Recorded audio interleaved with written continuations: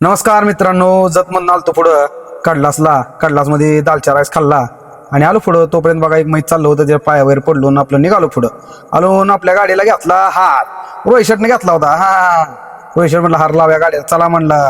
लगेच रोहित शेटने गाडीला हार बांधायला सुरुवात केली ना आलो गाडीत. बघा मस्तपैकी हारबीर लावला, भारी वाटत होतं. देवाची पूजा वगैरे केली. देवाला म्हणलं देवा आज पोचू दे वसईला आणि निघालो बघा पुढं. आता पुढं आलो, आपल्या लक्ष्मण लोहारची सासरवाडी आहे. त्याला फोन केला, कुठं आहे रे? ती म्हणलं आहे मौज मध्ये. त्याच्यात सासरवाडी जाऊन बघा सुशला खाल्ला, नवीनच प्रकार होता. आलो पुढं, आपल्या बहीण आहे कोळेगाव मध्ये, तिच्या घरी गेलो. मस्त स्वामी दर्शन घेतलं, विठ्ठुमावळी दर्शन घेतलं. बहीण म्हणून थांब र जेवण करते. म्हणलं बाया जायचं मला पुढं. आलो बघा तिच्या पण बसणं पुढं. तो पण जोडीदार चाललो होतो बघा. तेवढ्यात पुढे दिसलं बघा बुड्डे गे बाला आम्हाला.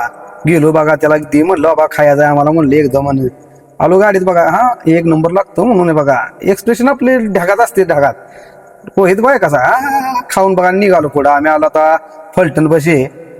रोहित शेटला आमच्या झोप आलते बघा. डोगो डोगो डोगो डोगो झोपत होता. त्याला म्हणलं चल रे बाबा उठायचं तुला आता. आणि ते गेला बघा घराकडे. त्याला जरा रानातली काम होती, गेला घरी. आलं बा फलटण मधनं पुढं. तेवढ्यात बघा आम्हाला सचिन शेठ दिसलं. सचिन शेठ म्हणलं तुम्ही गरीब माणसाला विसरताय, गाडी साईडला बघून सध्या बघत नाही. अहो तसं नाही म्हणलं. तसं कसं तरी काढली त्यांची समजूत ना. चला म्हणलं चहा वगैरे प्यायला जाऊया. आलो बघा आम्ही इकडे बापू बशी चहा प्याला. काय बापूंचं बघा कसं. हा बापू आहे का बरं म्हणलं. चला म्हणलं आता. तोपर्यंत दाजी आलं. तेजस पण आलता त्यांच्यावर. त्याची गाडी घेतली आणि ती मला सांगत होता बघा, अरे आपण लोणंदचा बायपास चुकलोय आणि हसून सांगत होता अजून. असं ते म्हणलं चल. आलो बघा, लोणंदचा बायपास चालू झाला आहे निद्यावचा. ही दाजींची गाडी आहे बघा, हा विजय दाजींची. आलो बघा तोपर्यंत आपल्याला हॉटेल गाठ पडलं बघा. ही रोहित शेठ खताळ. त्यांना म्हणलं चला जेवण करून जायचं म्हणलं. त्यांची गाडी लावून आलतं ते बारामतीत ना. मग चला म्हणलं जेवण केलं पोट भरून. आम्ही आलो बघा पुढं. आलो पुण्यात. चला आता जायचं वसईला, पुढं वसईला. आपण आलो बघा नवले ब्रिजला. आणि रोहित शेठला म्हणलं होतं, रोहित शेठ तुम्ही गाडी चालवा, आम्ही झोपणार आहे, कारण मला पुढं वसईला जायचं. घोडबंदर किती जाम लागते माहित नाही. बरं चालतंय म्हणलं. आलो बघा डायरेक्ट आम्ही कळंबोलीत. भीमा कॉम्प्लेक्स बघा, इथनच आमचं सगळं चालतं. हा आलो बघा खारघरच्या टोल नाक्यावर. टोल नाका पास करून आलो बघा डायरेक्ट घोडबंदरच्या जाम मध्येच. आपल्या 5वीला पुजलंय घोडबंदर.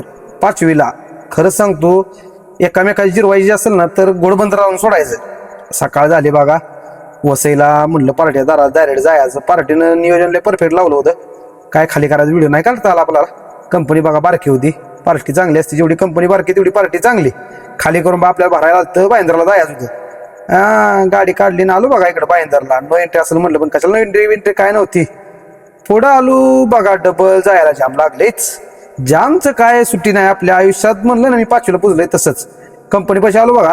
हो कंपनी म्हणजे लावायची जागा सध्या नव्हती. बघा मस्त पैकी भात बनवला, खाल्ला आणि डायरेक्ट करून रिटर्न कळंबोलीला. बायंदर पण जाम लागलं.